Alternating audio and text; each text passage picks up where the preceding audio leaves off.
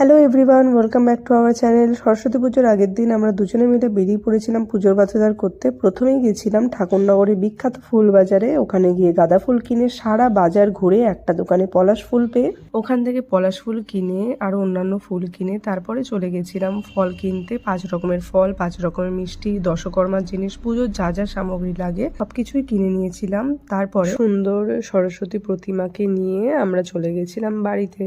এরপরে আমাদের যে ঘরে ঠাকুর পুজো করা হয় সেই মন্দিরের পাশেই সরস্বতী প্রতিমার জন্য একটা জায়গা করা হয়েছিল, ওখানেই রাখলাম প্রতিমাকে। তারপরে আমি একটা বড় মালা গেঁথে নিয়েছিলাম। তারপর আমি আমার রাত্রিবেলায় সবকিছু গুছিয়ে রেখেছিলাম, কারণ ভোর 5টার সময় পুরোহিত মশাইয়ের আসার কথা ছিল, কারণ 9টা অবধি সময় ছিল। তো ভোর 4:30টার সময় উঠে আমরা সবাই স্নান করে পুজো দিতে বসে পড়েছিলাম। 6টার মধ্যে পুজো কমপ্লিট হয়ে গেছিল আমাদের। তারপর কি করেছিলাম সব ভিডিও আসবে। তো আজকের জন্য এইটুকুই। আমার ভিডিও ভালো লাগলে লাইক, শেয়ার, কমেন্ট ও সাবস্ক্রাইব করো।